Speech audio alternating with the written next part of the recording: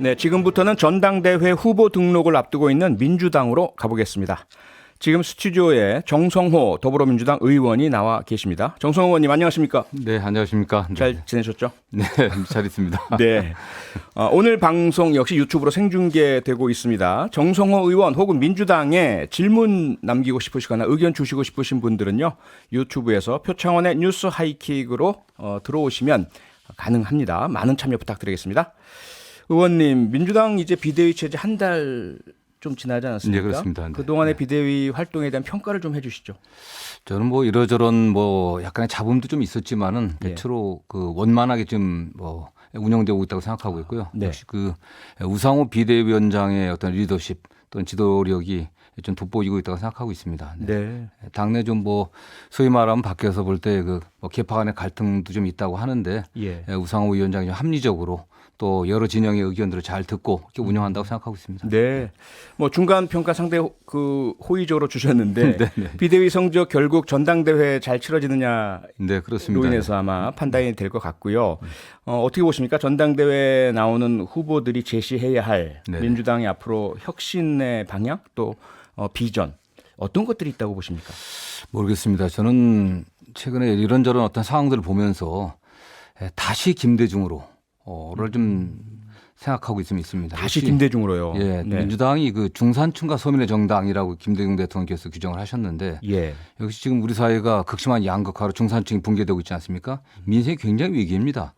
예. 다시 이를 복원할 수 있는 그런 민생 정당으로 돌아가야 되지 않겠나라는 생각을 하고 있고 이젠 과거 같은 뭐 이념 가치 논쟁이 아니라 현실로 닥치고 있는 뭐 고물가 고환율 고금리 상황에서 그 도탄에 빠지고 있는 민생을 살리는 민생 정당, 또 중산층을 복원하는 또 서민의 정당이 돼야 된다고 생각을 하고 있고요. 네. 그런 측면에서 이를 추진하려고 하면 당이 국민들에게 좀 분열되어 있는 모습을 좀 비치고 있거든요. 당 내부도 의원들도 좀 통합하고 당 밖도 소위 말하는 그런 뭐 팬덤들이라고 하는 그 강성 지지자들과 또 일반적인 당원들과의 그 간극도 좁혀갖고 당 안팎을 통합하는 그런 리더십 또 그런 것도 좀 필요하지 않나 생각을 하고 있습니다. 네. 상당히 중요한 이제 전당대회 또 상당히 중요한 당대표라는 생각이 드는데 의원님 말씀을 들으니까 그런 가운데 현재 그렇다라면 다음 당대표로서 누가 그러한 중책을 이끌어 갈 것이냐 네네. 많은 분들의 관심이 이재명 의원에게 쏠리고 있지 않습니까? 네네. 이제 후보 등록 일주일밖에 안 남았는데 네네. 이재명 후보의 최근의 언행, 행보 이런 부분들을 되게 많은 분들께서 당대표 후보 출마를 향한 행보다 이렇게 보고 계시는데 맞습니까? 뭐 그렇다고 보고 있습니다. 저도 네. 이제는 뭐 이재명 그 의원이 피할 수가 없는 것 같습니다. 저도 처음에 여러 가지 사항들을 좀 우려했습니다. 이재명 의원이 다시 출마함으로써 대선 과정이라든가 경선 과정에서 나타났던 여러 가지 갈등들이 다시 노정되지 않을까라는 생각도 있었고 또 일부 의원들이 지적하는 것처럼 좀 쉬는 게 어떻겠냐, 좀 더 성찰하고 반성하는 시간이 필요하지 않나는 그런 말씀도 있었지만은 지금 당 안팎의 상황이 이재명을 제외하고는 어떤 분도 당을 통합하고 지금 뭐 독선 독주하고 있는 윤석열 정권을 견제할 수 있는 그런 어떤 지도력을 발휘할 수 없는 상황이라고 저는 생각하고 있습니다.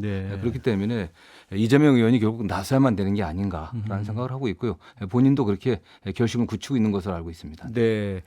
본인도 그러니까 이재명 의원도 그런 결심을 굳히고 있는 것을 알고 있다라는 말씀이 다른 분들의 말씀과 많이 무게가 다르다고 느끼는 것이 정성호 의원께서는 자타가 공인하는 이재명 의원과 가장 가깝고 이재명 의원의 속마음을 가장 잘 아는 분으로 알려져 있기 때문입니다. 최근에 이재명 의원과 그럼 이 사안에 대해서 좀 대화를 나누셨습니까? 뭐 이러저러한 뭐 당 안팎의 상황들에 관련해 갖고 자주 통화를 하고 있고요. 특히 좀 민심을 전달하는 역할을 제가 좀 하고 있습니다. 어쨌든 제가 지역구에서 다양한 분들을 좀 만나고 있고 뭐 정치평론가들 또 언론인들 또 각계의 전문가들 만나서 좀 어떻게 해야 되는지 또 이재명 후보가 어떤 입장을 취해야 되는지 의견을 들어갔고 좀 많이 전달하고 있습니다. 전달하고 있고 본인도 참고를 하고 있고요.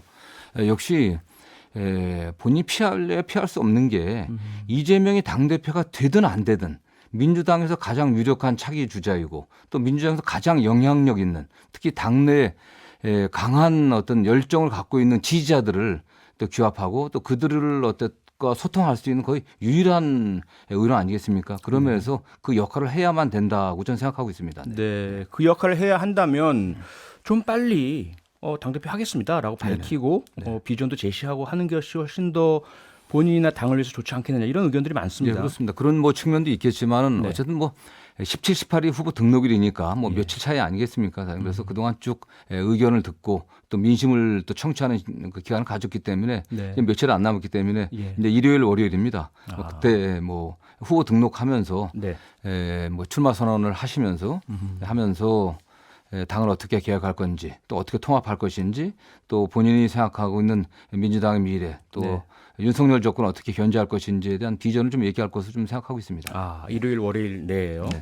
네. 많은 분들께서 지금 의견을 주고 계십니다. 유튜브로 박영순 님께서요. 어대명 화이팅 이렇게 응원의 문자를 댓글을 주셨고요. 7558번 님은요. 이재명 의원은 이번 전당대회 불출마해야 합니다. 대선에서 제기된 의혹이 해소되지 않아서 여당의 공격거리가 될 것 같습니다. 지금 뭐 수사되고 있는 소위 말하는 사법 리스크를 검증하시는 것 같고요. 앞서 이제 정성 의원님께서도 이런저런 다양한 의견들이 있다 말씀 주셨습니다. 네네. 그런 가운데 특히 이 문자 주신 분이나 이재명 의원께서 이번에 당대표 후보로 출마하지 않으시는 것이 본인이나 당에 좀 유리하다 이런 의견을 주시는 분들께는 어떤 이야기를 해주시겠습니까? 조금 전 말씀드린 것처럼 좀 당내 상황이 예. 굉장히 어렵습니다. 사실은 어려운데 또 의원들 간의 갈등도 좀 심한 상황이고요. 예. 이런 상황에서 이걸 돌파하려고 하면 국민적인 지지들 또 당원들이라든가 지지자들의 지지를 모아야 되는데 모아서 동력을 만들어내야 되는데 네. 이재명 외에 다른 선택의 여지가 없는 것 같아요.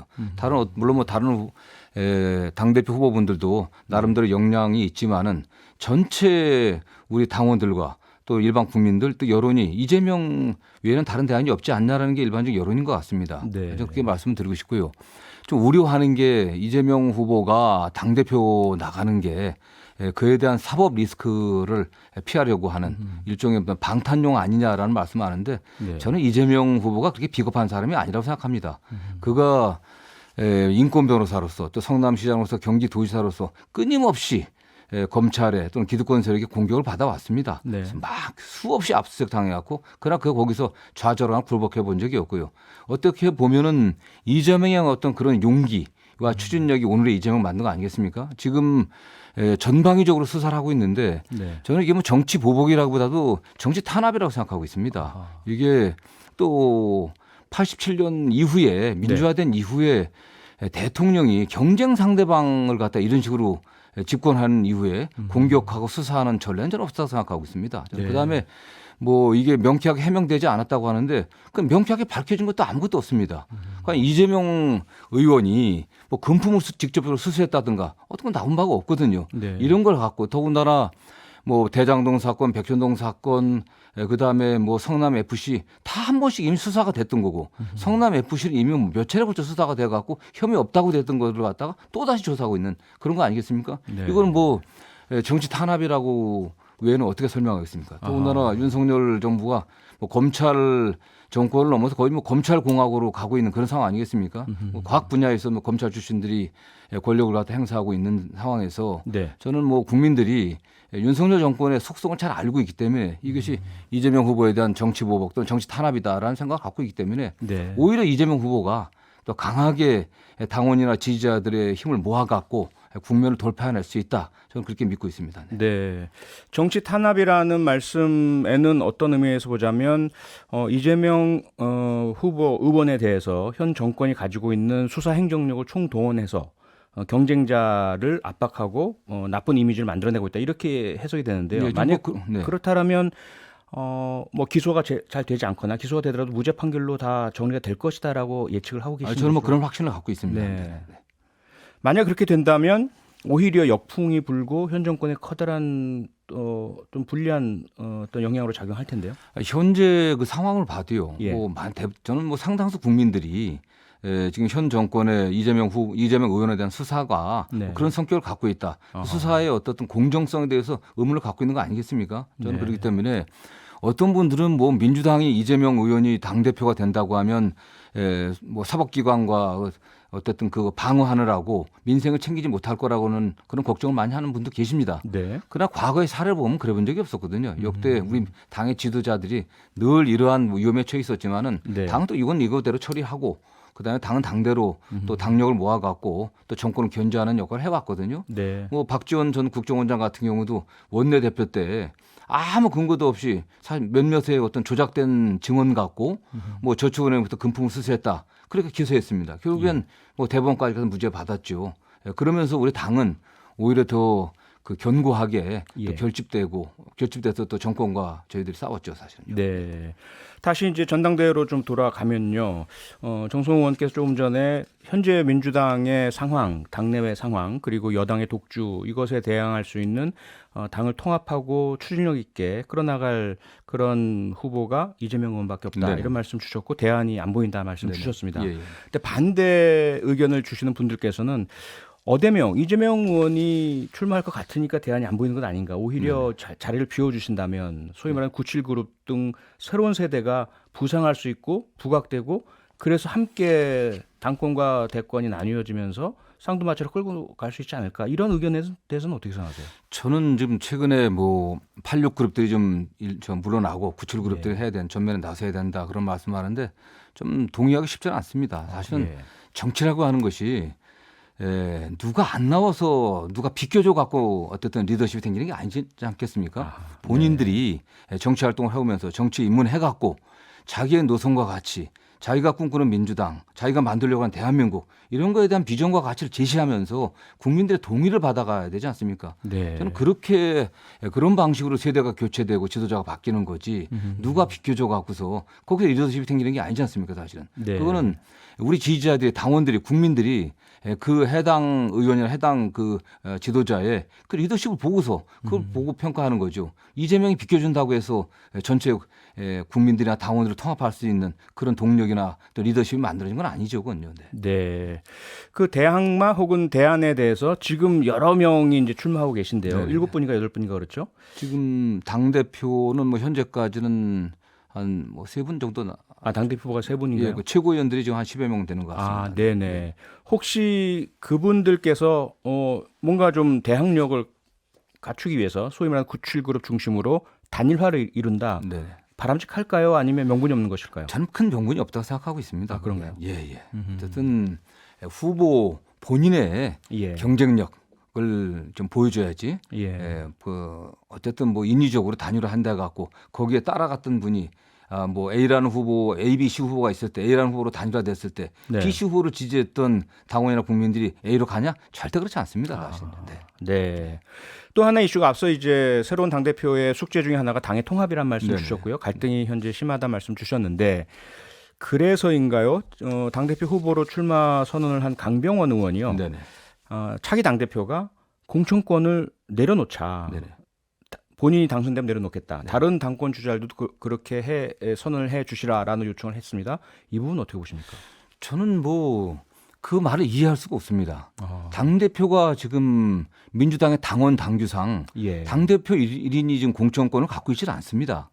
이미 당에 공천관리위원회가 있고 그렇죠. 공천관리위원회가 최고위원회 심의를 거쳐서 당대표가 이제 물론 임명하는 거 아니겠습니까? 네. 심의 과정이 있는데 이번에 그 당원 당규 개정 과정에서 심의 의결로 하자는 그런 의견도 있었지만 그러나 그건 오히려 그 집단 지도 체제로 가갖고 당이 분열돼 있을 수 있으니까 또 예. 나눠먹기 공천이 됐으니까 현행 체제를 유지하기로 이렇게 합의가 됐던 거거든요. 네. 이미 민주당의 당원 당규는 공천에 관련해서 시스템과 원칙이 지금 확립돼 있습니다. 사실은 네. 그 과정에서 당 대표가 자의적으로 특정인을 갖다가 공천에서 배제하고 특정인을 갖다가 공천할 수 있는 그런 그냥 구조는 아니고요. 네. 이미 뭐 언론이나 국민들이 지켜보고 있는데 어떻게 당 대표가 공천권을 자의적으로 행사하겠습니까? 네. 오히려 당 대표가 그런 과정에 있어서 분명한 공천의 원칙과 기준들을 분명하게 하고 그 시스템이 돌아갈 수 있게 만드는 그 역할을 하는 게 중요하겠죠. 네. 아마 강병원 의원의 주장은 당대표가 직접 공천에 개입하는 것이 아니고 공심위원들을 임명하는 과정에서 당대표는 전혀 개입하지 않고 중앙위에서 네네. 선출 공심이 임명을 하는 것으로 이렇게 하게 된다면 훨씬 더 공천과 관련된 당대표에 대한 대한 권한에 대한 논란이 없어지지 않겠느냐 이런 이야기 같습니다. 말은 편한 얘기지만 예. 중앙위원회에서 네. 공천관리위원들을 갖다가 뭐 선출한다든가 하면 그 혼란이 얼마나 극심하겠습니까? 아하. 그 누가 네. 공천관리위원 추천하고 또 다시 선거를 해야 될 텐데 예. 그건 좀 말이 안 되는. 지금 중앙위원이 지금 한 540명 정도 되거든요. 그렇죠. 여기서 다시 선출을 한다? 예. 그게 가능하겠습니까, 사실요? 네. 무책임한 일이죠. 오히려 그 당원들에 의해서 직접 선출된 최고위원회가 네. 심의해 갖고 합의해 갖고 결정해야 되겠죠. 이미 국민들이 보고 있고 이 문제점들이 지적되고 있는데 예. 이런 상황에서 당 대표가 최고위원들의 의견을 무시하고 자의적으로 공천권을 행사했다고 하면은 그거야말로 총선 자멸의 길 아니겠습니까? 아하. 네. 어대명이라는 표현 자주 들어보시죠? 저는 별로 그 좋은 편이 아니라고 생각합니다. 예. 부정적인 의미는 무엇이라고 보십니까? 뭐 이재명 뭐 당연히 이재명이 되게 어차피 이재명이라고 예. 얘기를 하는데 그거는 네. 뭐 주권자인 왜냐면 또 유권자인 당원이나 국민들을 무시하는 그런 표현이라고 생각하고 있고요. 네. 어쨌든 뭐 국민들의 의사 또 당원들의 의사는 실제 투표를 해봐야 알지 않겠습니까? 사실. 네. 네네. 더 이재명 후보가 이럴수록 더 겸손하게 국민들의 말에 경청하고 당원이나 국민들이 뭘 원하는지를 잘 파악해갖고 실천하려고 하는 그런 자세를 보이는 게 중요할 거라고 생각합니다. 네. 네. 오늘 아시겠지만 우상호 비대위원장하고 박지원 전 공동비대위원장이 만났고요. 그 이후에 나온 기자와의 질의응답에서 박지원 전 비대위원장은 여전히 당대표 후보 등록 강행하겠다 이런 뜻을 밝혔지 않습니까? 박지원 전 위원장 이렇게 이제 계속해서 어떤 당의 결정과 다른 주장을 하고 하는 부분들 어떤 의미가 있고 어떤 효과가 있을 것으로 보십니까? 저는 뭐 개인적으로 굉장히 안타깝습니다. 예. 사실은 박지원 비대위원장이 지난 대선 과정에 민주당에 들어오셔갖고 이재명 후보를 지지했고 그때 예. 비대위원장을 하셨는데 이렇게 당과 등지는 모습으로 이렇게 가는 게 굉장히 안 좋은 모습이라고 생각하고 있고요. 네. 그 과정에서 뭐 박지원 전 비대위원장을 좀 비판하기보다도 우리 당이 그래도 상당히 의미 있는 역할을 해왔던 젊은 네. 또 여성 활동가를 당에 모셔와갖고 이렇게 헤어지게 만든 데 대해서는 당이 좀 책임이 있다고 생각하고 있습니다. 네. 그의 견해를 보다 우리가 진지하게 좀 듣고 또 그가 갖고 있는 문제의식들을 우리가 수용했어야 되는데 네. 그런 과정이 좀 부족했던 것 같아요. 다만 그렇다고 하더라도 박지원 비대위원장도 어쨌든 민주당이 잘 되길 바라고 이재명 후보가 잘 되길 바라서 오지 않았습니까? 네. 지금 본인이 당내 경험이나 정치 경험이 좀 적지 않습니까? 사실은 좀 아쉬운 점이 있다고 하더라도 예. 그래도 당과 좀 소통하면서 어떤 대안을 찾아가야지 또 이렇게 어떻게 보면 약간 극단적인 그 대립하는 모습들은 본인을 위해서도 좀 안타까운 일이 아닌가라는 생각을 하고 있습니다. 네. 뭐 후보 등록이야 할 수 있겠지만 다시 후보 등록 이후에 피선거권이 있느냐 없느냐가 또 논의가 될 것이고 현재 당 비대위에서는 피선거권이 없는 것으로 지금 결론이 났지 않습니까? 네. 이걸 또 어떻게 또 다시 뒤집었겠습니까? 좀 그런 모습들은 본인의 장래나 당을 위해서도 바람직하지 않다고 보고 있고 네. 다만 이런 현재 상황에서 물론 우상호 비대위원장이 만났지만은 당의 원로들이나 당의 좀 박지원 비대위원장과 좀 소통하는 네. 그런 장들을 좀 많이 만들었으면 좋겠습니다. 네. 네. 좀 안타까운 일입니다, 사실. 그런 소통의 장 중에 혹시 이재명 의원과 직접 어떤 만남이 있을 필요는 안 느끼십니까? 왜냐하면 아시겠지만 지금 박지원 전 비대위원장이 이재명 의원에 대해서 직접적인 공격, 비판 등을 또 하고 있는 상황이고요. 굉장히 오해가 많이 있는 것 같아요. 아, 그런가요? 그래서 저도 뭐 지금 현재 두 분이 어떻게 연락을 하는지 잘 모르겠지만 한번 좀 뭐 말씀을 드려보겠고요. 예. 사실 그 소중한 자원인데 네. 우리 어떤 뭐 억압받고 피해받는 여성들의 인권을 위해서 굉장히 그 힘차게 또 열정도 쌓아온 분 아니겠습니까? 그렇죠. 또 여성과 청년의 목소리를 듣기 위해서 굉장히 필요한 분인데 네. 우리 당이나 우리 정치권이 이런 인재를 이렇게 소모해서 되겠냐 하는 생각을 갖고 있고요. 또 네. 본인도 한번 당대표라고 하는 게 그런 열정과 의지만 갖고 되는 건 아니겠습니까? 사실은 야당의 당대표는 국가 의전서열 8번째입니다. 그렇죠. 국정 전반에 관련해서 170명의 의원을 끌고서 의사결정을 해야 되는 그런 위치이기 때문에 네. 한번 본인을 좀 스스로 좀 성찰해보는 그런 자세를 좀 보였으면 좋겠다는 생각입니다. 네. 네네. 예. 마지막으로 짧게 앞서 그 말씀 주신 부분 문자폭탄 팬덤 정치 이 부분 제가 시간이 다 됐네요. 질문 드리려고 했더니 다음 기회에 한번 또 여쭤보도록 예, 하겠습니다. 예, 오늘 네. 말씀 감사합니다. 예, 고맙습니다. 네, 민주당 정성호 의원이었습니다. 평일 저녁 6시 5분에 여러분을 찾아갑니다. MBC 라디오 표창원의 뉴스 하이킥.